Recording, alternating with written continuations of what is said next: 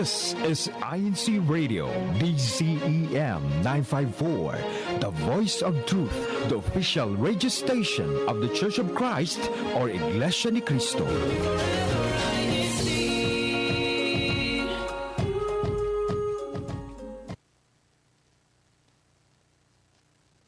You're listening to INCRadio. Broadcasting live from Chicago, Illinois.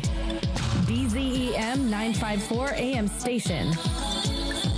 Here to bring you great conversations about faith, people, places, culture, and recent events all around the district.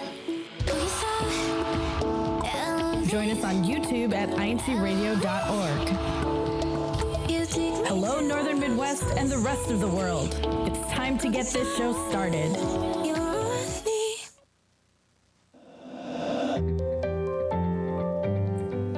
Yes, it is time to get this show started. Hello, everyone. Welcome to another episode of INCRadio Northern Midwest. I am your host for today, Elson Giancarlo Cruz, live here from Rockford, Illinois, and I am joined by, you probably see them if you watch us. If you watch us a lot, you probably already seen them. But we also have a special guest in our panel to talk about our topic today, which if you can see it there. Or I guess actually down here, it's this side. Sorry, it's mirrored for me, so it's the opposite. It's here. It's on this side. You can probably see what our topic is, which is self-taught artists. So without further ado, let's get into our topic. And just first off, I'm gonna let you introduce yourself. So go ahead and let everyone know who you are, where you're from, and what is this hobby. Hi, my name is Chris Glovo, and I do a lot of painting, drawing. I work in the advertising industry, so I don't paint or draw professionally, but I did. That is something that I taught myself, and yeah, I do a lot of other art-related things like photography and illustration, and using lots of different kinds of mediums for painting and for making visual art. So if ever we get to those topics, man, we know who to ask. And actually, I could see it earlier. I don't know if our viewers saw it. Like just behind you, like you actually have some of your artworks there. Yeah, so I'm in my little den at home right now, and all the paintings that you see behind me are paintings that I've done. And you can see I've used also spray paint for some stuff, and the paintings right now are all with acrylic paint, but I've also used watercolor and oil painting and whatever other mediums, charcoal and stuff like that. Mm-hmm. Experimenting with like different kits. But I do want to know first, like, how did you kind of discover that you have like a talent for it, or how did you discover that that hobby or that skill? It wasn't so much discovering a talent. I think it was just a lot of practice and wanting to do it. So if we go way back when I was a kid, my dad used to draw a little bit, and he had a sketchbook that he drew comic book characters like Superman and Spider-Man, I think.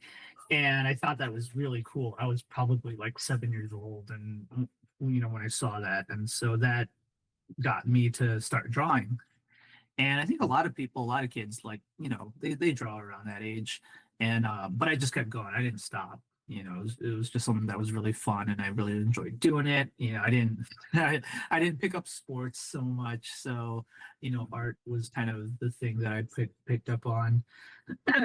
And it's just a lot of practice and a lot of just not stopping and finding ways to constantly be inspired to keep drawing. And you only get good at it the more that you do it, and so it's more of a just willingness to keep doing it and learning ways to draw and being inspired by things to draw. I mean, every time like you know, the Ninja Turtles movie, a new Ninja Turtles movie would come out, I would want to draw it. So that was like natural inspiration Mhm. for me. So yeah, yeah. No, I'm with you there, Chris, because that's also like I would say watching like superhero movies or like like different like it was from movies where I would get inspired to like, oh, I kind of like I want to draw that, like Yeah. I would say as a kid I was a big dinosaur fan, so like Jurassic Park and everything, like I would keep watching it because I wanted to know. Like I wanted to, how can I draw this thing? Like I would kind of like trace it on on the TV by Yeah. holding my pencil and then like trying to trace it. Yep. I think a lot of people they get inspired by stuff like that, and especially now when comic book movies and video games are so popular. So a lot of people will just pick up drawing. It's a fun little hobby to be able to do, and then because of social media, that's another way that you can stay motivated is because when you share your art with other people through social media, then you get that instant feedback and you can build a little fan base. And if you're like that, I know some people don't like sharing their artwork, or they don't think that it's good enough, which is no judgment there if you want to keep that stuff to yourself. But if that is something that you really enjoy doing, uh, sometimes you get into motivational you lose motivation after a while. And so if you want to like reignite that, you can start sharing stuff on the internet, or there's also a lot of other ways you can reignite your passion for it. Because I think a lot of people as they get older, they're focused on school, they're focused on other things, and they slowly stop drawing. Like almost everyone I know, they would tell me they used to draw as a kid, but it's just you end up doing other things as you get older. And but some people they keep doing it. So. uh, it's funny you said it because I feel like that's me. Like as a kid I drew a lot. You can you guys can ask my parents about this, but I used to draw comics on the back of my notebook. And what Oh, ends up cool. happening, yeah, what ends up happening is I would start at the back of the notebook because I was like, like I need to take notes. So and I would draw on it so much that I would end up running out of paper to use for taking notes. Oh, funny. And my mom would always get mad at me for that because I always needed new notebooks because I kept drawing on Wow. them. But yeah, like going into like high school and like further, like, I think I just kind of like stopped drawing. But speaking of like like just getting started, let's say I'm someone who's trying to get like into like drawing. Like how do you think they can get like started on that? It's one of the easiest things to pick up and the most affordable hobbies you can get. I mean, even if it's just drawing. Painting is a little bit different, painting on a canvas with paint and brushes and all that. That is still pretty affordable compared to like buying an instrument or buying, doing any other hobby where you have to buy like Mhm. equipment. Um, but if you're just going to draw, really, everyone already has everything they need: paper and a pencil and a pen, an eraser maybe. Uh, and that's a good way to start. If you want to get into painting, there's a lot of ways people can do it. There's a lot of different styles like abstract painting and um, impressionism and stuff like that, where you don't need to necessarily have drawing skills. You could just start painting directly on the canvas, kind of like Bob Ross does it. If you've ever Mhm. seen the way that he paints, I like to draw first. So I will sketch out what I want to draw, and then I'll actually draw in pencil on the canvas, and then I'll go over that drawing with acrylic paint. At least that's what I did for most of the ones behind me. Okay. So that's all stuff that you can buy at almost anywhere. You could even go to Target and you could probably buy they have all of the like basic paint sets. And I Mhm. think they may even have canvases that small 8x10 canvases that you can start with. Um, I've gone to the larger uh, uh, crafts stores. There's a bunch of every place has their own like big box craft Mhm. stores that specialize in stuff like that, and they usually have pretty good deals, and they're not that expensive to get started with that hobby. Yeah, like yeah. Honestly, if you wanna, if you wanna get like you wanna instead of like just using, like maybe just the what do you call it, the paper you use for printing. Instead of using that, you want to use like like an actual like drawing book. That's it. It's actually it comes pretty cheap. Like in like you said, Target, Walmart. Like you can probably buy it for cheap. And Yeah, yeah, it comes in those like sets, right? I So mean, getting if you're getting into drawing, like pencil drawing, you it's better to you can use your printer paper, but if you're someone who likes to sketch and then erase and then sketch back and forth, what happens is if you're using like a regular sheet of paper, you're going to it's end up gonna. erasing through the paper because it's Mhm. abrasive, and you're going to uh, eventually rub a hole into it. You can just go to like an arts and crafts store and buy specialty paper for drawing, which won't be that much expensive, but you'll get thicker paper, more Yeah. durable paper. So just little things like that. Whatever, if knowing what items to buy and what material to use will make the experience easier for you, and you won't be as frustrated. Because if you get frustrated and you're using the wrong tools, just like with instruments or even like building something, if you use the wrong tools, you can get very frustrated easily, and that's how a lot of people Mhm. might stop doing it. Yeah. And I just imagine when you were saying that, I was imagining like someone, like maybe because you're using the printing paper, right? Which I would say like the lead on the pencil it doesn't grab onto like the printing paper like too well. So sometimes you might Sure. smudge it compared to like Yeah, a yeah. paper And on so, runtime. Yeah. going to a arts and crafts store, they have different kinds of Mhm. pencils, different kind of leads, so that you can try them out. And some will imprint darker, uh, graphite, some Mhm. lighter, and some that will smudge, and maybe you actually want it to smudge, like if you're using charcoal. Shadowing. Yeah. Sure, Yeah. Or yeah. shading. I mean, shading, not shadowing, shading Yeah. for shading. No, I know what you're saying. Uh, and that's also part of the fun of it. The part of the hobby is a lot of trial and error. I know I've spent a bit of money on tools and art supplies that I would just use once and then never use it again, or I'll just keep it, and if I need to use it again, I'll use it. But a lot of times it's just to try it out. Mhm.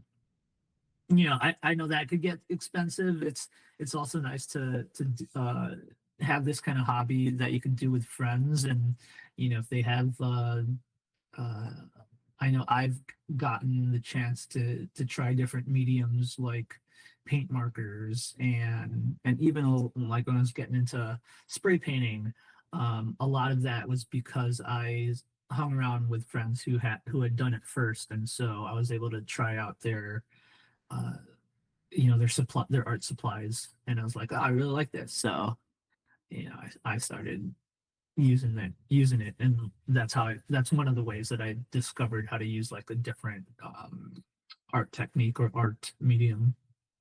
So actually, I want to ask as well. Like when you were, like like learning how to paint, and like during that process, like did you encounter like any roadblocks in that way? Yeah. Yeah, well, I first learning how to paint, learning how to use the different mediums, like learning like what brushes to use and what paints to use and how to mix them. It's really easy now with with sites like YouTube, where you can just do a search how to paint or how to use acrylic paint, how to use watercolor, and it's incredibly easy.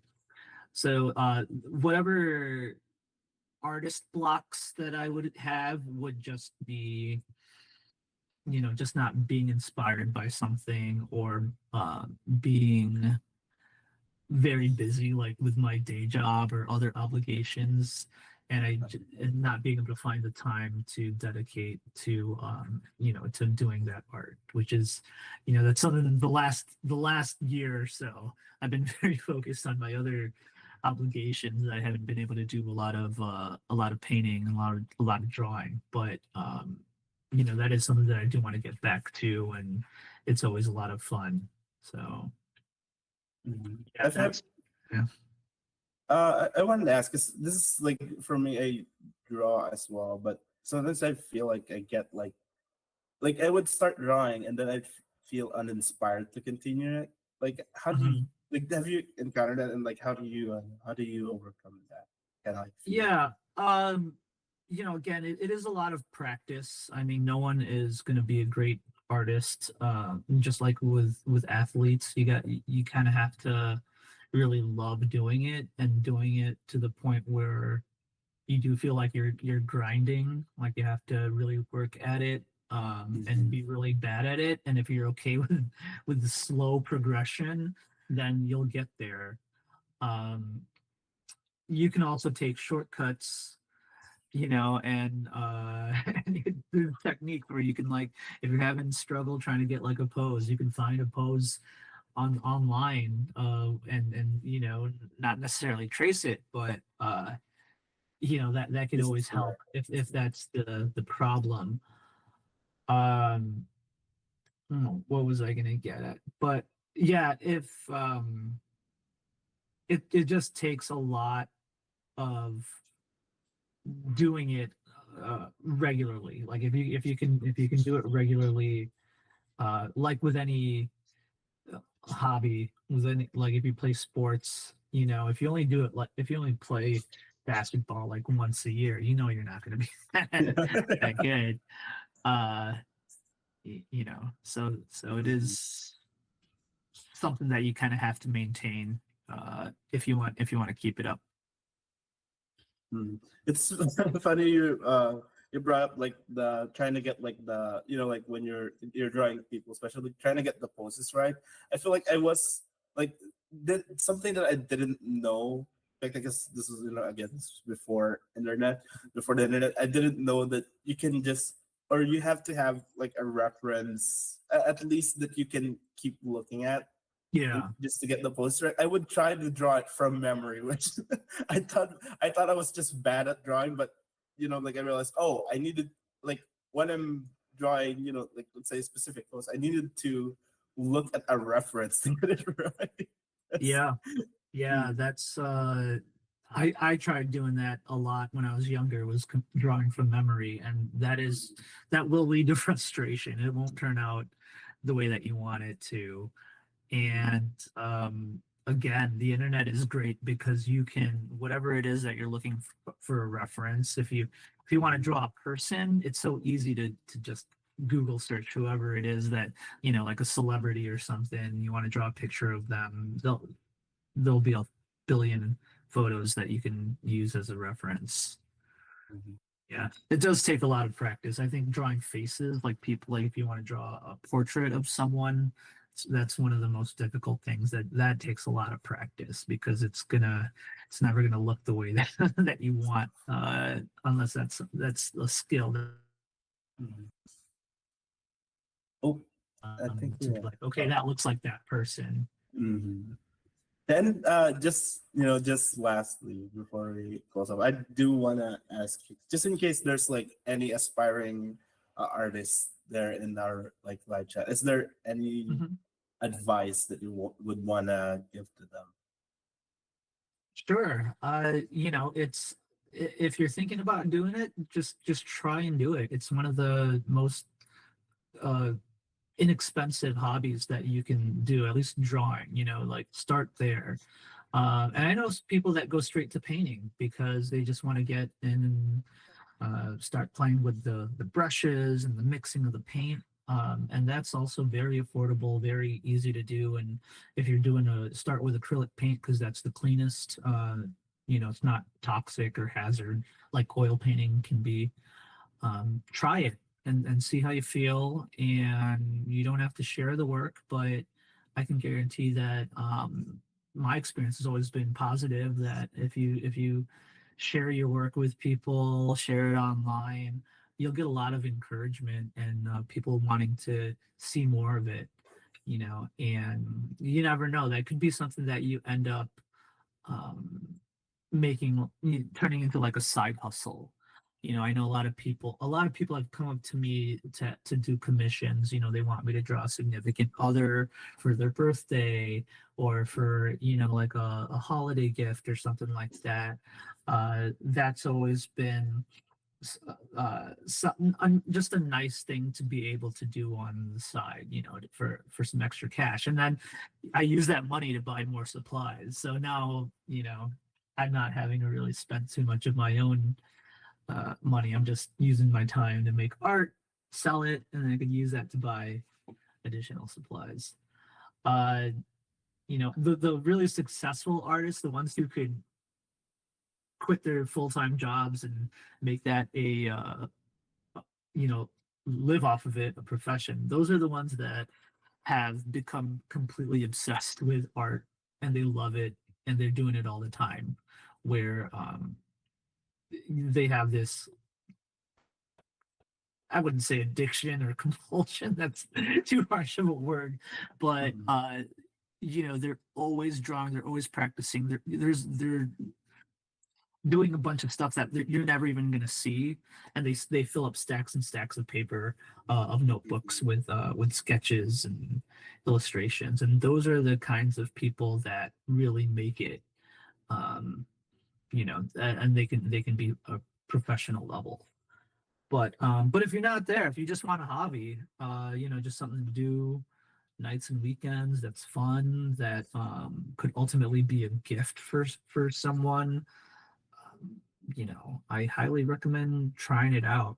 Yeah, a lot of people like having gifts that you can't buy on Amazon or Target. Like being able to paint and draw, and then offering that as someone who wants to buy something that you made and then give it to someone, or even for themselves, is really cool. I mean, even if you don't make money off of it, like I've given artwork as a gift, to people that I love. I've like done paintings for them, and it's really cool to see them. They had have that up on their wall, or I know people that have had me draw something, like I drew a cat, someone's cat, like 10 years ago, and then every time I run into that person, they always bring up that drawing, even though I don't even remember what the cat looked like anymore.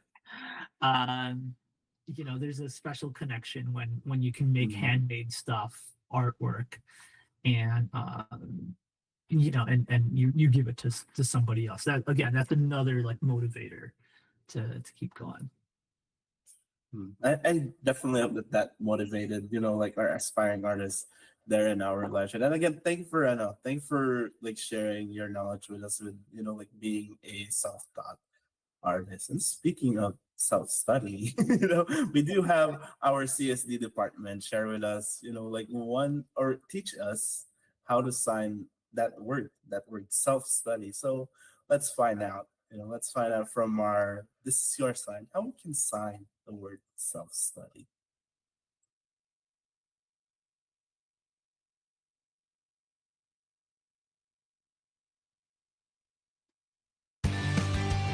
This is your sign. Hi everyone, my name is Ivan Kura. I am the acting president of the CSD, or the Christian Society for the Deaf of our district. And welcome to a brand new This Is Your Sign. So today we're going to be signing the word self-study. We're going to be doing two different signs, the word self and the word study. Let's start out with the word self. So it's pretty simple. If you remember the letter A in the ASL alphabet, what you're going to do is have your hand out like this, take your four fingers together just like this, and bring them to the palm of your hand just like this. Have your thumb sticking out. And with your thumb sticking out, with your fingers still curled in like this, you're going to bring it to your chest and point at yourself. This is going to represent self. And then to represent the word study, take your opposing hand just like this and have it out, sort of like you're about to read something, right? And then with your dominant hand, you're going to pretend like you're sprinkling something over, like you're riffling through pages of a book, just like this. That would be the word study. So altogether, it would be self-study.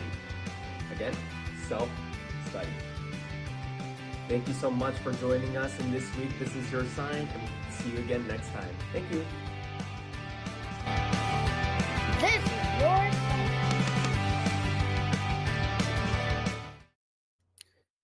Thank you to all of our CSD officers who help us each week with these signs of the week, including self-study, right? So in addition to what we had just talked about, that's probably a good sign to have a future activity, right? For these painting activities and other art activities. But let's see what our district has done in this past week in our CFO in Action segment.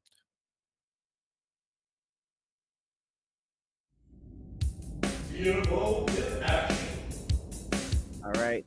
So I remember the week before we had lots of bowling activities. So this week, I guess it's kind of a relaxing time. Like with Naperville, they had their photo walk activity downtown. Milwaukee, we didn't get to show last year, but they had their bowling activity as well. Of all ages there that we can see. The local congregation of Indianapolis took their family fun day in a different way. I think they went to an arcade, it looks like. A lot of fun. I want to learn the c-ball too and be better at that. But Lake County here, we can see there they have an INC giving activity with the Feed My Starving Children. They prepared lots of food there. So thank you for all of you who helped and our upcoming activities coming up in the next month or this month. The Tagisa ng Talino there. So please, for those who want to participate, please contact your CFO officers. Again, that district level will be in June, so please stay tuned for the final details for that. And the activity that we have every week. Let's see if the stats have changed this time around for our hashtag challenge. Let's take a look.